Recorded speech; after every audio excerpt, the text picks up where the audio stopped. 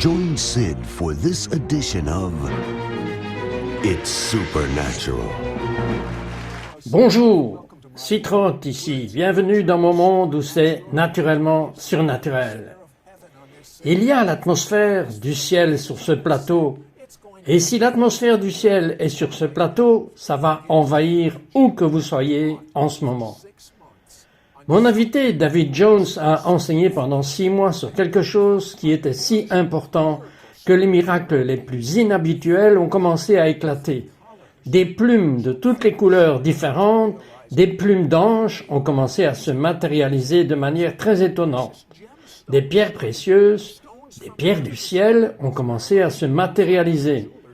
Nous découvrirons ce que les bijoutiers avaient à dire sur les diamants qui ont commencé à se matérialiser.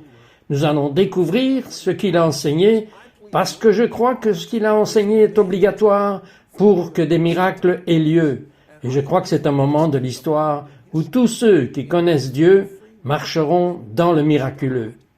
David, vous avez été saboté depuis le début. Votre père, je veux dire, c'est difficile pour moi de comprendre cela, mais votre père avait l'habitude de se battre avec vous. Expliquez. Ah oui, c'était un boxeur, il était naturellement un combattant. Et il voulait que je sois un dur, donc il me défiait toujours. Me frappant dans la poitrine, me renversant, il me disait « Lève-toi et prends ton meilleur espoir, essaye-moi, viens, montre-moi ce que tu es capable de faire. » J'aime mon père et je m'en voulais juste d'essayer de riposter contre lui. Les boîtes de nuit, les dancing, j'ai tout fait et j'ai dit que plus personne ne me ferait de mal et personne ne me dira quoi faire. Et vous avez quitté la maison à l'âge précis de 13 ans. Mais vous venez de dire que beaucoup de gens disent que personne ne va me dire quoi faire. Et vous êtes allé dans les Marines aux États-Unis. Ils vous ont équipé pour être quoi? Une machine à tuer. Ils m'ont dit que j'avais une colonne vertébrale solide. Et vous pouvez penser que quand vous êtes au combat, quand vous êtes en guerre, j'étais devenu le fusillé 0311, le premier à frapper les plages, et ils m'ont utilisé comme une machine à tuer. C'était pour ça. Et puis, quand vous êtes sorti des Marines, à quoi ressemblait votre vie? Oh, c'était encore pire, vous savez, j'en voulais toujours à l'autorité. Et puis, je n'avais rien à voir avec les gens qui essayaient de me contrôler, et je marchais dans l'orgueil, et je ne le savais même pas. Une chose que j'ai trouvée à propos de marcher dans l'orgueil, c'est que vous êtes si aveugle que vous ignorez le fait que vous marchez dans une attitude orgueilleuse, qui est si préjudiciable pour vous et pour tout le monde autour de vous. Et vous savez, la chose incroyable dans cette situation, c'est que Dieu vous a donné une révélation de la fin des temps. C'était laquelle? Ah, c'était incroyable. J'étais assis à l'âge de 17 ans et je me souviens que j'étais à la maison la nuit et j'avais la radio et je tournais les canaux et j'ai entendu une femme crier. Et ce n'était pas comme si c'était derrière la maison ou devant la maison, c'était comme dans les airs. Alors je suis allé vers cette fenêtre et j'ai pensé, attends une minute, si je vais à cette fenêtre, je vais voir quelque chose que je ne veux pas voir. Mais j'étais obligé d'y aller. Alors j'y suis allé. Et j'ai baissé les yeux et j'ai pensé que j'allais voir une femme peut-être poignardée, ou quelque chose comme ça. Mais je n'ai rien vu. Mais quand j'ai regardé vers le ciel, mes yeux ont touché les cieux et les étoiles, et vous imaginez, la lune, c'est juste comme si quelqu'un prenait un couteau et donnait un coup de couteau dans la lune, et le sang a commencé à suinter de la lune. Puis les étoiles dans le ciel, et le ciel lui-même ont commencé à rouler, et tout cela se passait simultanément. La lune a commencé à saigner, les étoiles sont tombées du ciel, le ciel s'est enroulé comme un rouleau, et puis tout d'un coup j'ai vu une dame, aux longs cheveux noirs, regarder tous ces événements qui se déroulaient sur la terre. Et elle a pris ses ongles et elle a commencé à creuser dans son visage, et gratter et commencer à courir, et puis j'ai vu 10 personnes courir, 100 personnes courir, des milliers de personnes courir, et crier « Qu'est-ce qui se passe sur cette terre ?» C'était comme si le temps s'arrêtait pour Dieu. C'est son heure, c'est son heure. Et puis je regardais leur visage quand ils couraient en tombant les uns sur les autres, et tout à coup, tout est devenu vide. Tout était clair, et je suis tombé par terre, et je tremblais, comme si je ne voulais pas voir ça. Non, je ne voulais pas voir ça. Alors j'ai dit, oui, je le vois. Alors, laissez-moi prendre la Bible. Alors j'ai commencé à marcher dans la maison et je disais, Dieu, s'il te plaît, ne me laisse pas voir autre chose. S'il te plaît, Seigneur, je ne veux rien voir d'autre. J'ai trouvé la Bible et je ne savais même pas que c'était dans la parole de Dieu. Et j'ai juste ouvert la Bible et elle s'est ouverte à Apocalypse, là où il est écrit que la lune se changera en sang et que les étoiles tomberont des cieux. Et quand je l'ai ouverte directement parce que Dieu devait m'y emmener ici. Parce que j'ai d'abord pensé que je perdais la tête. Je ne savais pas que c'était une vision ouverte. Je ne connaissais rien des visions. Et puis quelqu'un vous a invité dans son église. Je veux dire, vous couriez après des choses comme ça. Pourquoi y êtes-vous allé? Parce que le gars était drôle. Il était chrétien et il était drôle. Il avait de grands yeux et il me parlait de Dieu. Il m'a dit, attendez une minute, est-ce que vous regardez mes yeux? J'ai dit non. Il a dit oui, oui, vous vous moquez de mes yeux. J'ai dit non, non. Et nous avons juste commencé à rire. Il a dit, allez, soyez mon invité à l'église. Il m'a fait rire et alors j'ai dit, ok, mais attendez une minute, je n'ai pas de vêtements. Il a dit, Dieu ne regarde pas aux vêtements, il regarde votre cœur. Et donc nous sommes allés à l'église et je me suis assis à l'arrière. Et l'évangéliste a fait appel à l'autel et j'étais assis là-bas dans la vallée de la décision. J'ai dit, mec, je ne sais pas si je peux vivre en sécurité, je ne sais pas si je peux le faire. Et donc je ne me suis pas levé la première nuit, qui était un jeudi soir. Et donc je suis retourné au travail. Mais avant que je ne quitte l'église, le pasteur était à la porte à l'arrière. Il m'a dit, vous allez revenir avec nous demain soir. Fils, c'est la maison de Dieu où tout le monde a quelqu'un. J'ai dit, oui monsieur. Alors je suis allé travailler le lendemain chez Ford Motor Company. Mon patron est venu m'apporter ce gros vieux chèque. Et j'ai dit, oh, moi et mon frère, nous allons faire la fête ce soir. Puis j'ai dit, attends une minute. Mais j'ai dit à cet homme de Dieu que je venais à son église le vendredi. Alors, qu'est-ce que j'ai fait? J'ai mis le chèque dans ma poche. C'était la soirée de fête. Bien oui, c'était la soirée de fête pour moi. Et j'ai dit, attends une minute. Pourquoi lui ai-je dit cela? Non, j'ai décidé de faire ce que j'avais envie de faire. Comme je l'ai toujours fait, j'ai dit non, je ne vais pas dans cette maison de Dieu, je ne vais pas à l'église, je vais faire la fête. Je suis tombé sur le tapis roulant, et quand je suis tombé sur le tapis roulant, des pièces m'ont frappé dans la tête. Tout le monde était là, hé, aidez-le, aidez-le. Je voulais me relever, mais je n'avais plus de force. Et tout d'un coup, Dieu a commencé à me permettre d'entendre mon cœur battre. Puis j'ai commencé à m'évanouir. Ah, j'ai dit non. Alors j'ai commencé à prier, s'il te plaît, Seigneur, donne-moi une autre chance. J'irai dans cette église de l'homme de Dieu, mais s'il te plaît, donne-moi une autre chance. Et pitié, Seigneur. Et tout le monde était autour de moi, me demandant si tout allait bien, mais je n'y prêtais pas attention. J'ai dit, ne fais pas cela, Seigneur, j'irai à cette église de l'homme de Dieu. Et avant que je n'y aille, mes amis sont venus chez moi, prêts à faire la fête. J'ai dit, désolé, je ne vais pas avec vous, les gars. J'ai dit, j'ai failli mourir aujourd'hui. Mon cœur s'est presque arrêté de battre. J'ai dit, je vais à la maison de Dieu. Ils ont dit, ce gars devient fou. J'ai dit, je me fous de ce que vous avez dit, je vais à la maison de Dieu. Et j'y suis allé et je me suis assis à l'arrière. Ils ont passé tous les appels. J'ai commencé à marcher dans le couloir et j'ai entendu le diable me dire de sortir de cette église. J'ai dit non, j'ai été élevé à l'église quand j'étais petit garçon.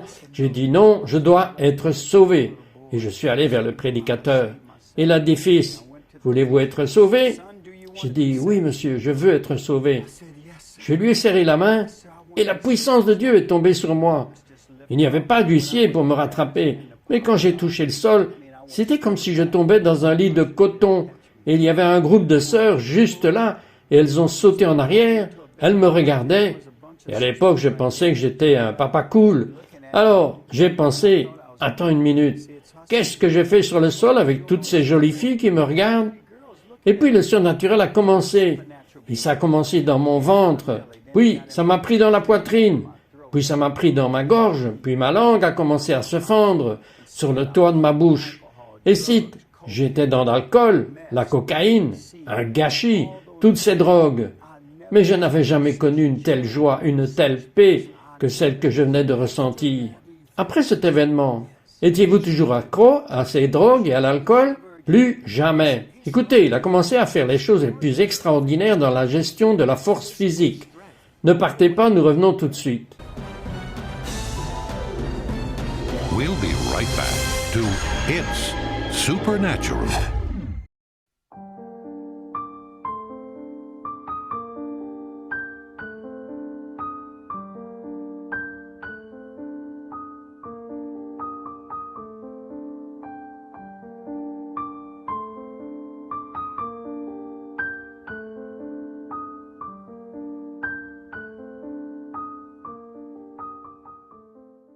We now return to It's Supernatural.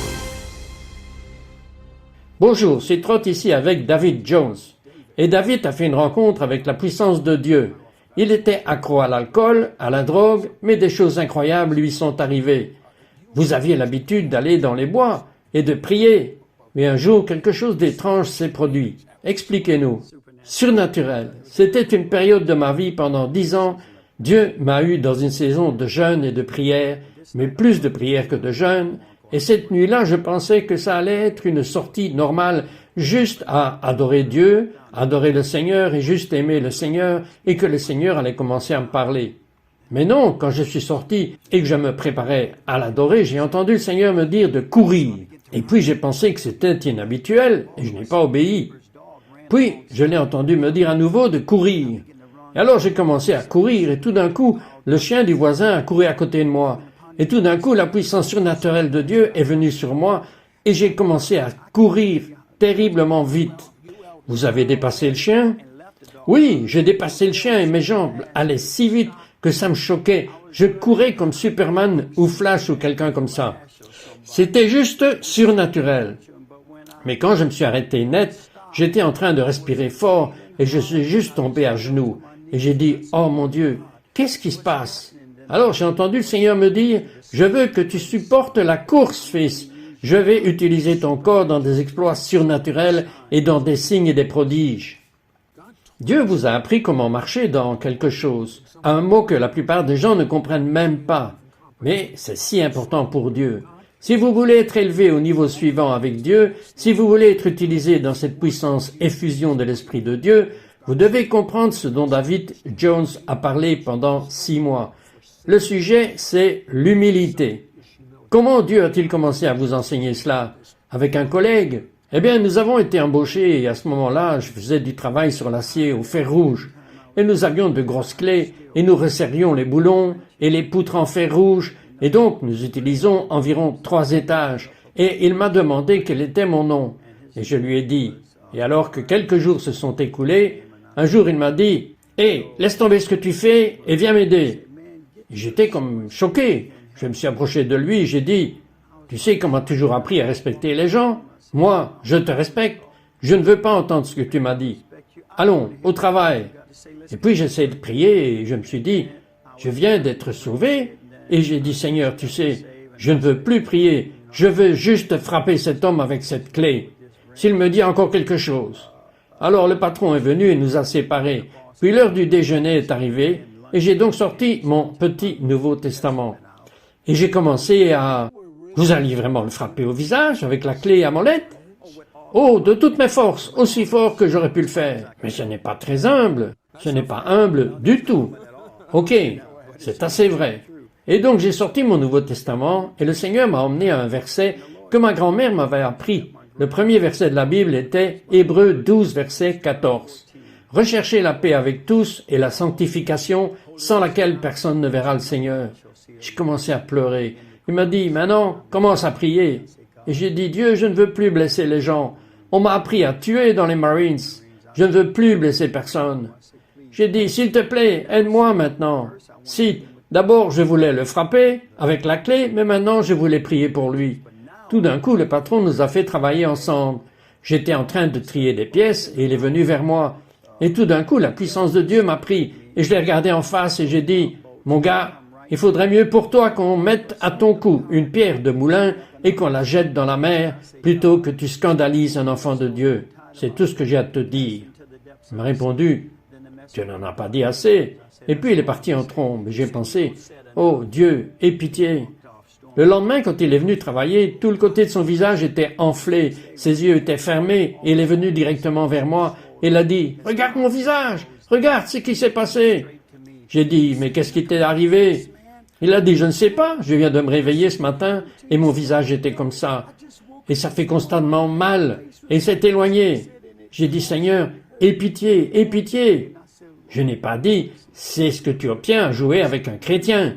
Non, non, non. J'ai dit, Seigneur, aie pitié. Touche-le, Seigneur. Guéris-le dans le Seigneur. Guéris-le. Et à partir de ce jour, cite, cet homme m'a traité comme si j'étais quelqu'un. Et Dieu m'a montré, il a dit, fils, si tu te tiens toujours en paix, je me battrai pour toi. La raison pour laquelle beaucoup de chrétiens ne voient pas sa main puissante bouger dans leur vie, c'est parce qu'ils ne se tiennent pas en paix. C'est conditionnel. Si tu te tiens dans la paix, je me battrai pour toi. Et vous m'avez dit quelque chose l'autre jour à propos d'être touché par loin de Dieu. Mais vous m'avez donné une révélation à laquelle je n'avais même jamais pensé, que ce n'était pas la personne, mais que c'était la présence de Dieu. Expliquez. J'avais un pasteur avec lequel je devais travailler cette expérience. Dieu a permis que cela se produise, que je travaille avec lui sur un... Eh bien, vous savez, je ne veux même pas entendre cette expérience, mais expliquez à ce sujet ce qu'est l'onction. Ok, Dieu a dit, ne touchez pas à mon oint, ni mon prophète, et ne lui faites aucun mal. Ce n'est pas tellement cet homme ou cette femme qui est si spécial. C'est l'onction qui est sur leur vie. C'est ça qui est spécial. C'est comme aller contre Dieu lui-même. Et c'est pourquoi c'est si dangereux. Je vais vous dire pourquoi il a été si difficile pour David d'apprendre ces leçons, parce que, rappelez-vous le mantra qu'il avait tellement à ne parler à personne, pas dire quoi faire à personne. Et Dieu lui a enseigné étape par étape, et il l'a enseigné pendant 6 mois. J'ai le livre Humble, qui est la joie de son enseignement sur l'humilité. Je n'ai jamais vu une telle révélation d'humilité auparavant, mais devinez ce qui s'est passé après. Il a commencé à enseigner sur les pierres précieuses surnaturelles. Vous allez voir un diamant qui est venu du ciel. Ne vous en allez pas, nous revenons tout de suite. We'll be right back to It's Supernatural.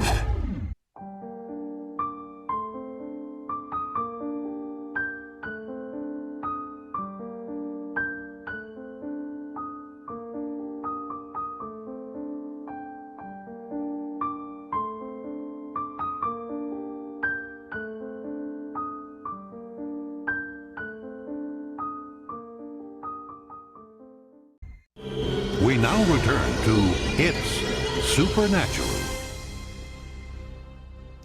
Bonjour, Citrotte ici avec David Jones. Et je m'amuse tellement. Vous savez pourquoi je m'amuse? C'est parce que la présence de Dieu a tellement envahi notre studio. Alors, écoutez. David enseigne, et je n'ai jamais vu un tel enseignement sur l'humilité. Et je sais que pour que vous passiez au niveau suivant avec Dieu, vous devez comprendre cet enseignement pour que vous soyez utilisé dans la plus grande effusion de l'Esprit de Dieu. Mais David, vous avez fait parler une femme dans votre congrégation. Et qu'est-ce qui s'est passé? Elle est venue faire un réveil, et quand elle s'est levée la première nuit, elle a dit, « Pasteur, laissez-moi vous dire ceci. Si jamais j'ai entendu Dieu me parler, j'ai entendu Dieu me parler. À propos de vous, dans cette église. Préparez-vous à un mouvement de Dieu, ici. » Et elle a dit, « Souvenez-vous de ces paroles, ça va être indéniable. Personne ne va nier. Personne ne peut dire que ce n'est pas un mouvement de Dieu. » Elle a dit, « Souvenez-vous, pasteur David, ça va être indéniable. » Donc, qu'est-ce qui s'est passé? Tout d'un coup, elle était en train de faire son ministère, et puis les plumes d'ange sont commencées à tomber. J'étais assis au premier rang, et j'ai dit, « Est-ce que je vois des plumes, Seigneur ?» Elles ont commencé à se poser, et quand elles ont commencé, elle a dit, « Je vais le remettre à votre pasteur. » J'ai dit, « Waouh !» Et j'ai entendu le Seigneur dire aux gens de se tenir debout et de l'adorer. Ce n'est pas fini. Nous commencions à adorer Dieu, et les plumes tombaient. Et les gens disaient, « Waouh, pasteur, regardez les plumes sur votre manteau. » Le Seigneur a dit, « Juste adore maintenant, honore-moi. » Maintenant, nous l'adorions. Et puis une jeune femme est descendue dans l'allée en tremblant. Et quand elle a ouvert sa main, c'était une pierre précieuse, grenat, qui était apparue dans sa main, qui était une pierre de naissance. L'avez-vous là?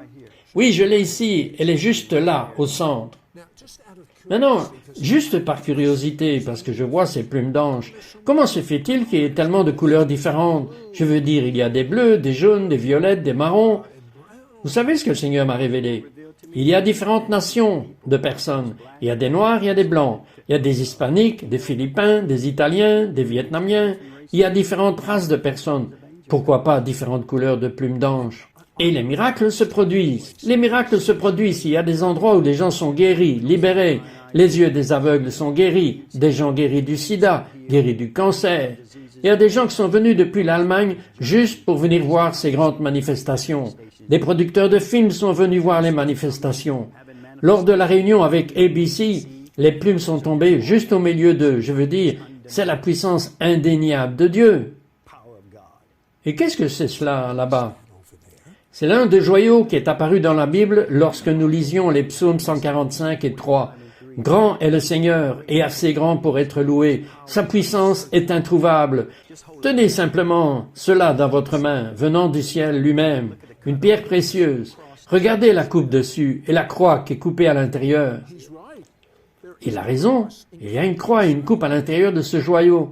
Maintenant, avez-vous des rapports de bijoutier? C'est plutôt chouette de tenir quelque chose du paradis dans ses mains. Avez-vous eu des rapports de bijoutier? Oui, oui. Je veux que vous voyiez certaines de ces plumes. Jetez un coup d'œil à cela. Elles sont oranges, elles sont violettes, elles sont roses, elles sont blanches, elles sont jaunes, elles sont couleur or. Les plumes représentent la faveur de Dieu. Dans les psaumes 91 et 4, le Seigneur dit « Je te couvrirai de mes plumes et tu seras sous mes ailes pour que tu sois en confiance. » Et le Seigneur dit que ce sont des signes de mon amour pour vous. Parlez-moi brièvement de votre fille. Ma fille, Shailene, il a été prophétisé qu'elle serait une prophétesse pour la nation. Et Dieu l'utilise de manière surnaturelle. Nous avions un jeune homme qui travaillait et elle lui a parlé au téléphone. Et elle a dit « Qu'est-ce que tu fais ?» Il a dit « Jetons l'herbe. » Elle a dit « Pourquoi ?» Il a dit « Pour que je puisse gagner de l'argent. » Elle a dit « Pour que tu puisses donner de l'argent dans le royaume. » Il a dit « Qu'est-ce que c'est ?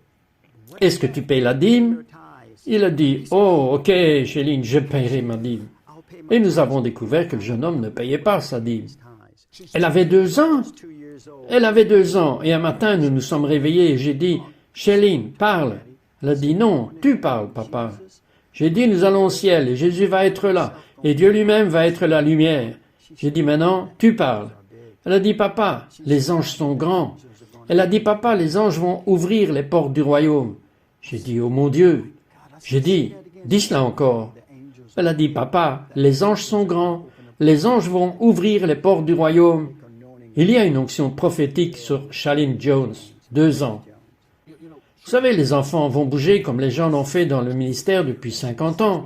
Oui, nous avons vu les enfants maintenant imposer les mains sur leurs parents. Un de nos enfants est allé à l'école et l'enseignant était malade. Et elle est allée mettre les mains sur elle et instantanément elle a été guérie. Vous m'avez dit qu'une de ces plumes d'ange a en fait changé de couleur. Oui, celle-ci. Si vous pouvez mettre la caméra sur celle-ci, ici. Un de nos membres en a parlé à une de ses amies. Et quand elle est allée chez elle, il y avait une plume posée juste devant sa porte. Elle a dit « Oh non, ça ne peut pas être ça ». Elle l'a ramassée et est entrée dans la maison et l'a montrée à son amie. Elle a dit que cette plume était sur le pas de la porte. Cette plume était blanc, pur. Et juste devant leurs yeux, elle a fait une métamorphose et elle est passée du blanc à ce brun grisâtre, une couleur grise, juste devant leurs yeux. Savez-vous ce que je crois? C'est que ces signes et ces miracles se produisent parce que nous sommes dans les derniers jours. Vous vous souvenez de la vision que David a eue de la fin des temps, avant même de croire au Messie? Vous avez vu à quel point les gens avaient peur. Leur visage était si terrifié. Ils couraient, mais ils savaient, et Dieu m'a permis de ressentir ce qu'ils ressentaient. C'est cela, Dieu bouge, et personne ne peut l'arrêter. Tout le temps était immobile pour Dieu. Il avait son moment, maintenant. Et la raison pour laquelle je tiens cette pierre avec une croix qui s'est matérialisée du ciel, je tiens une pierre du ciel. C'est un signe et un miracle.